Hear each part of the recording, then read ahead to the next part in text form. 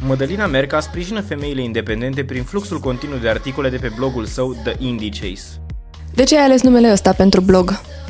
Am ales Indie Chase pentru blog, deoarece mai presus de tot am vrut să creez o poveste dincolo de o imagine. Indie Chase înseamnă o vânătoare continuă după statutul de femeie independentă a zilelor noastre, un statut care este vânat de absolut orice femeie, la fel ca mine. Cum ți-ai descoperit pasiunea pentru scris? Pasiunea pentru scris nu a fost o pasiune care am descoperit-o la un moment dat.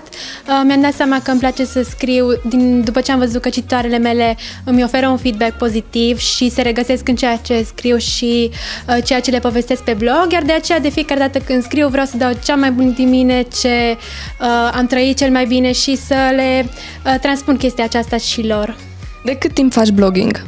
Am început să fac blogging din 2010, însă abia în 2011 mi-am dat seama că este un lucru care vreau să-l fac și vreau să-l propulsez mai bine și să mă axez mai bine pe partea de blogging.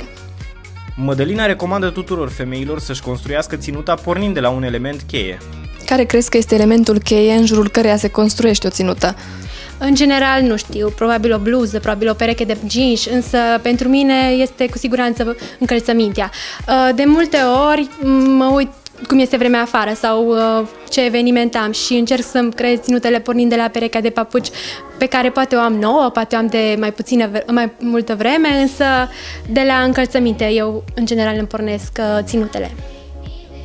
Pentru că scrisul nu ajută întotdeauna, Mădălina apelează și la fotografii ca să-și informeze cititoarele. Cum îți aduni materialele? Cine te ajută? Pe partea de foto mă ajută prietenul meu, Alexandru Don. El este cel care îmi face pozele de fiecare dată și el este cel care mă face să vreau să am tot timpul ceva nou pe blog și să... E acolo și mă ascultă și să mă facă să fiu din ce în ce mai bună. Care este mesajul tău pentru cititoare? Vreau să le salut și să le pup și să le mulțumesc pe această cale că sunt alături de mine. Deși au la dispoziție site-uri și bloguri de modă, nu toate femeile le consultă. Cât timp îți ia să te aranjezi? Depinde de ce vreau să-mi fac. Depinde de aranjare, cât de mult pun accent pe păr, cât de mult pun accent pe machiaj. Depinde dacă este un machiaj de seară, dacă este un machiaj de zi. Depinde cât mă interesează foarte mult, cât de bine să arăt. Acum depinde. Între o jumătate de oră și o oră jumate. Și cam atât. Consulți blogurile de modă? De obicei nu. 10 minute. Consulți blogurile de modă? Rare ori. Maxim 20 de minute. Consultați blogurile de modă? Da.